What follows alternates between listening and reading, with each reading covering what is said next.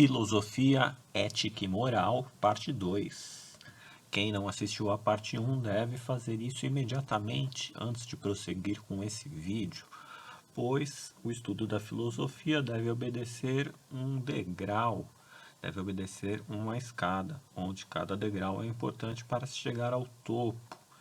Lembrando então que estamos numa continuidade, tá? É preciso ver a aula 1.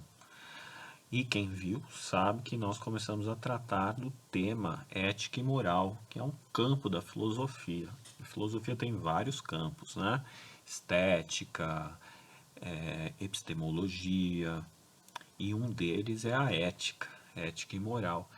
E do que se trata esse campo da filosofia? Nós vimos também que a ética e a moral trata de pensar principalmente essa questão aqui, ó, como devo agir em relação aos outros. Ou seja, quem é que diz o que é certo e o que é errado?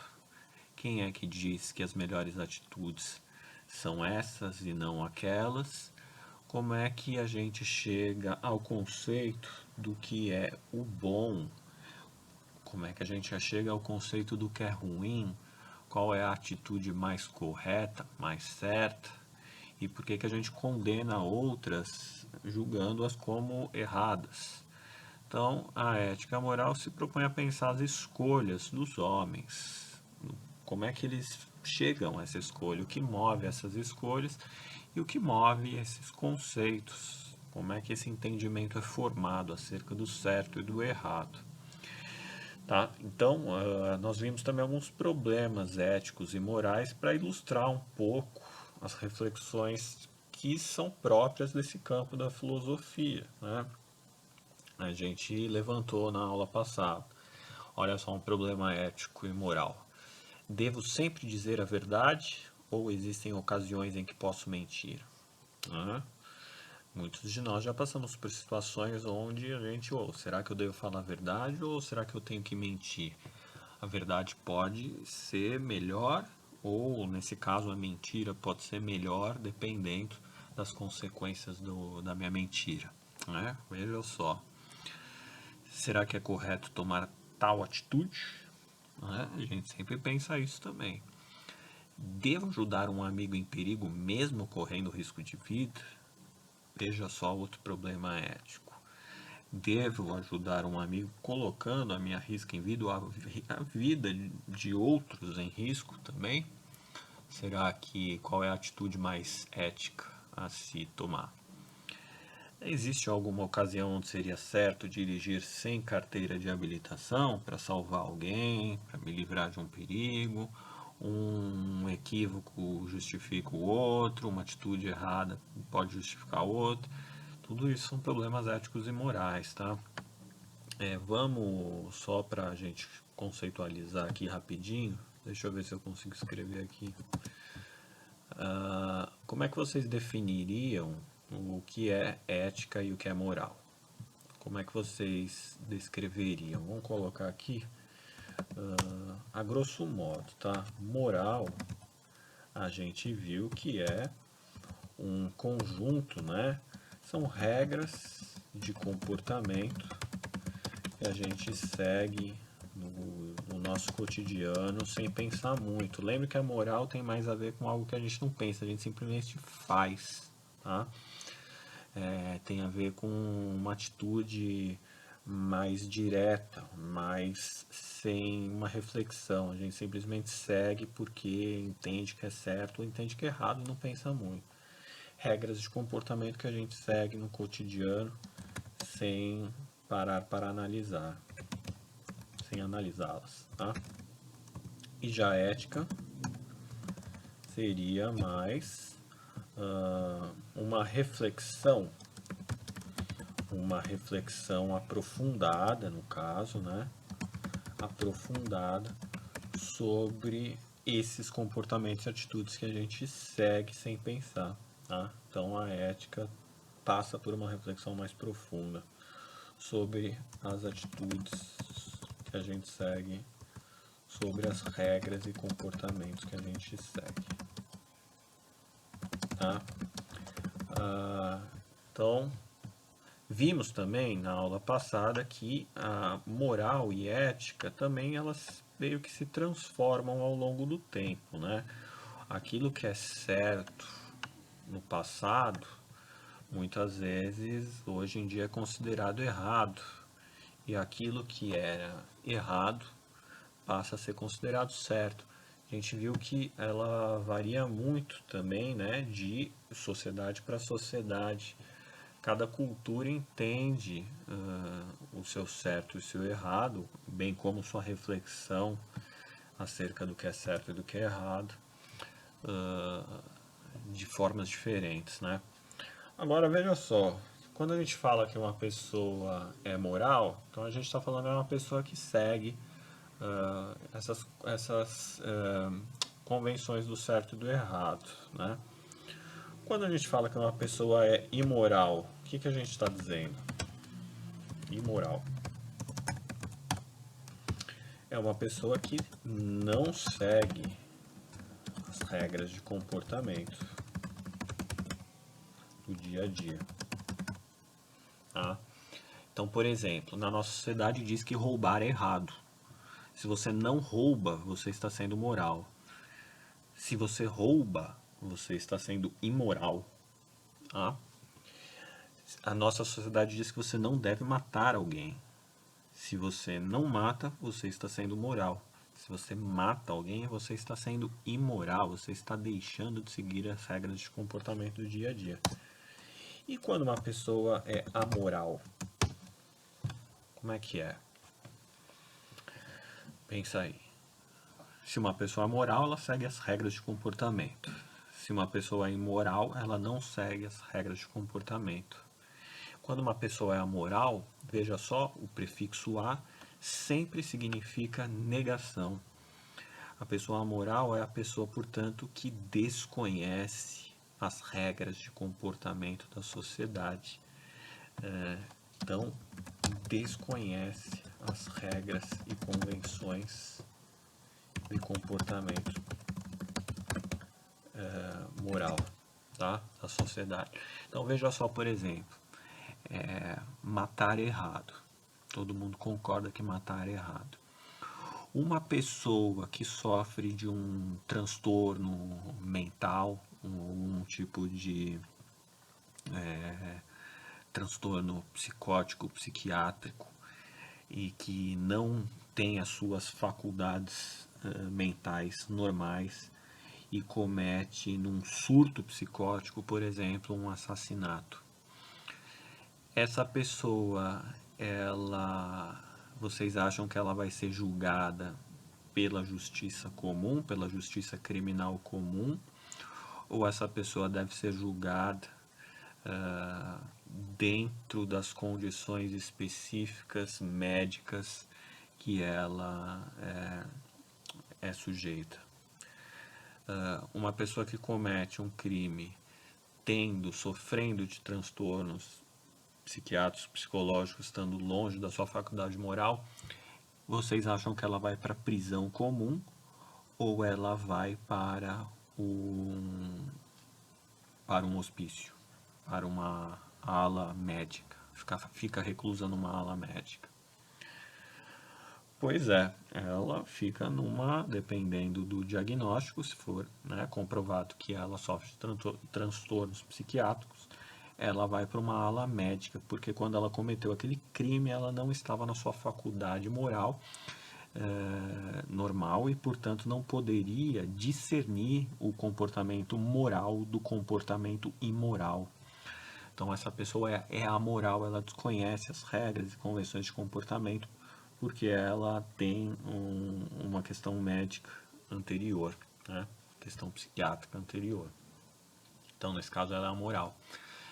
Um outro exemplo, uma criança de 5 anos que também comete, sei lá, um roubo, por exemplo.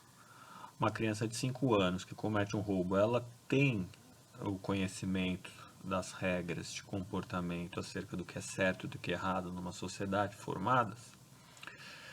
Não. Né? Então, por isso, ela desconhece o certo e o errado, que é convencionado pela sociedade que ela está, portanto ela é amoral, né? Então, é um caso de amoralidade. Então a gente tem a moral, tem a ética, tem o imoral e tem o amoral. É bom ter em vista essas diferenças, tá? Muito bem, muito bem. Tá? Então vamos dar. A gente colocou essa questão aqui também dos soldados, né? Os soldados que matam numa guerra podem ser moralmente condenados por seus crimes ou estão apenas cumprindo ordens? Só que remete a uma questão muito interessante, como por exemplo do nazismo. Quando os nazistas eles foram durante a Segunda Guerra Mundial responsáveis pela morte de mais de 6 milhões de judeus, né? Incluindo também ciganos, homossexuais, testemunhas de Jeová e deficientes físicos que foram eliminados nos campos de concentração, os maiores crimes da humanidade. Depois que terminou a Segunda Guerra Mundial, muitos desses, alguns, né, desses nazistas foram encontrados, né, alguns fugiram, então foram encontrados alguns aqui até na Argentina e passaram a ser julgados pelos seus crimes. E aí a questão que fica é: podem esses nazistas serem julgados pelos crimes que cometeram durante a Segunda Guerra Mundial quando eles estavam dentro de uma sociedade que, por sua vez, o próprio Estado nazista pregava a eliminação dessas minorias? Então, portanto, esses soldados nazistas eles estavam simplesmente seguindo as ordens dos seus superiores, do Estado nazista. Poderiam eles ser condenados por supostos crimes que teriam cometido, uma vez que eles estavam numa sociedade onde matar determinados grupos era autorizado pelo chefe máximo do Estado? Olha só que questão, que baita de um pepino. Né? Isso é uma questão do direito internacional. O direito internacional também passa por uma discussão ética e moral como julgar crimes. Era certo matar judeus naquela sociedade? Na Alemanha de 1943? Pô, era certo. Né? Então, como é que você vai julgar o cara que estava seguindo ordens e estava agindo de forma moral dentro daquela ordem? Né? Baita de um problema, não é? Então, esse é um dilema ético e moral, né, que coloca a gente para refletir sobre as práticas. Lembrando também que o tema da ética e da moral passa por todas as áreas, ciência principalmente. Né? Por exemplo, devemos receitar um remédio sem comprovação científica para um grande número de pessoas, colocando a vida delas em risco, os efeitos colaterais em risco a pessoa, sem uma comprovação? Pô, isso é um problema ético, né, que passa pela legitimidade científica de uma medicação. Podemos, passa pela indústria, pela cultura, pela arte, pela política. Né?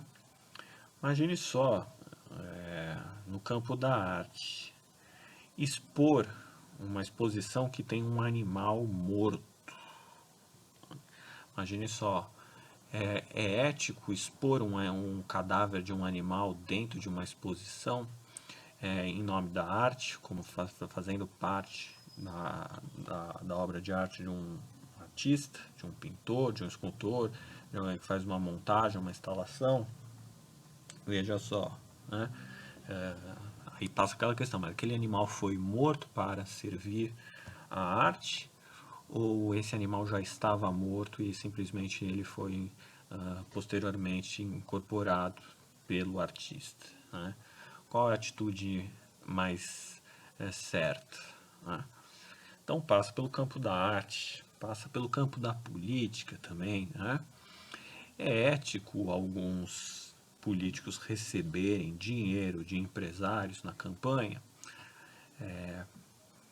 Será que isso é certo? Será que isso é errado? Uma vez que a política se propõe a decidir ações para o coletivo, será que receber dinheiro de empresas não estaria fazendo com que muitas das decisões coletivas sejam influenciadas por interesses particulares? Né? Uma questão da ética aí também. Né? Então todas as áreas são permeadas disso. Todas as áreas são permeadas disso. Lembrando que elas se transformam ao longo do tempo. Veja só, um dia a escravidão foi considerada normal. Ninguém questionava a escravização de negros. Ninguém questionava. Quer dizer, vai ter muita gente que vai começar a questionar, né? Mas ela era, imagine 1650 no Brasil. Pô, um fluxo enorme de africanos, né, vindo para o Brasil na condição de escravos e formando ali 80% da população do Brasil colonial. Aquilo era absolutamente normal, ninguém se chocava com isso. Será que isso foi considerado as autoridades consideravam isso como extremamente normal, né? Acontece que teve muita resistência também, né? A gente viu os quilombos, a gente viu que há várias formas de resistência, né? Nas aulas lá de história do Brasil, incluindo fugas, incluindo rebeliões, revoltas. Para os escravos, foi longe de ser considerado normal. Só que esses africanos escravizados, eles estavam excluídos do sistema legal do Brasil colonial, que entendia, que dizia o que é certo e o que é errado. Então isso é muito doido, porque você está dentro de uma sociedade onde você não é contemplado pelo sistema jurídico que diz que não te dá direito algum, mas que te considera como um objeto de compra e de venda. Tá? Então, para o sistema jurídico português, aqui do Brasil colonial, os escravos eles não têm direito a nada, nem à vida, nem à morte, eles são uma propriedade particular. Tá? E isso era considerado normal pelo sistema jurídico da época. Tá? É óbvio que aí a sociedade vai começar a se mobilizar, os escravos principalmente, né, vão começar a se rebelar e vão começar a questionar essa ordem, né, no século XIX com alguns advogados negros, tudo isso vai ser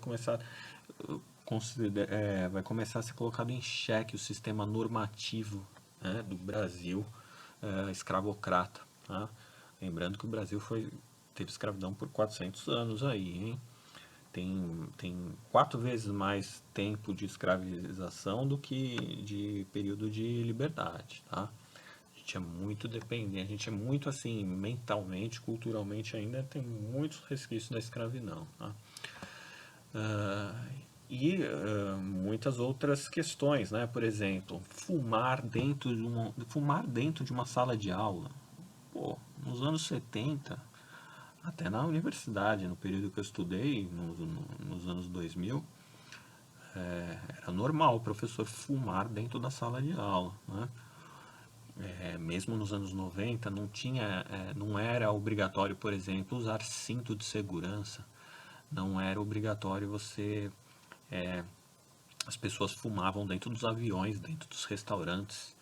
Hoje em dia isso é absurdamente chocante, né? Ninguém fuma dentro de um avião, ninguém fuma dentro de uma sala de aula, ninguém fuma num espaço fechado, num restaurante. Nos anos 80, 90, isso era absolutamente normal, né? Inclusive, as crianças compravam cigarro para os seus pais, o dono da vendinha vendia. Inclusive, até muitas crianças no interior, principalmente, já fumavam lá com 6 anos de idade, né? Então, é muito doido, porque aquilo era considerado absolutamente normal, moralmente normal, mas, do ponto de vista, ao passar do tempo, os estudos médicos, científicos começaram a mostrar que fumar faz extremamente mal, né? Provoca várias doenças pulmonares, câncer, e que mesmo a fumaça faz muito mal. Então, esse desenvolvimento do conhecimento científico e médico transformou a reflexão acerca desse comportamento fumar, né? Então veja só, uma série de conhecimentos científicos de mobilização da população que estava reclamando da fumaça começaram a refletir sobre esse ato normal, fumar, e começaram a questionar se isso é realmente um ato certo, uma atitude certa e correta. Chegaram à conclusão que não, que fumar em locais fechados não é legal para a coletividade. Então, a ética científica e médica transformou a atitude de fumar, que inclusive virou lei, entrou no sistema jurídico, agora é proibido fumar em local fechado. Tá? Mesma coisa, escravidão. As revoltas dos escravos, junto com o movimento dos advogados e junto com a pressão internacional, né? Porque o Brasil estava pegando mal a imagem do Brasil no mundo. Os órgãos internacionais começaram a questionar e começaram a fazer uma reflexão em cima desse comportamento, escravizar outra pessoa. E chegaram à conclusão que realmente escravizar é algo ruim do ponto de vista moral, portanto o sistema jurídico deve abolir a escravidão. Tá? Então, são algumas considerações para a gente ter em vista aí que a ética, como que a ética está sempre transformando a moral, e a moral, por sua vez, também transforma a ética, e as duas estão sempre se transformando ao longo do tempo e variando conforme cada cultura, ok? Tudo é móvel, tudo está em transformação e a gente precisa pensar nessas transformações e pensar nas nossas atitudes que a gente acha que são certas e corretas, mas que muitas vezes tem violência por trás dela, né? Então, sempre parar para refletir e acompanhar as discussões em torno da nossa sociedade, da nossa política. Será que é certo ou será que é errado determinadas atitudes, ok? É isso aí, um abração.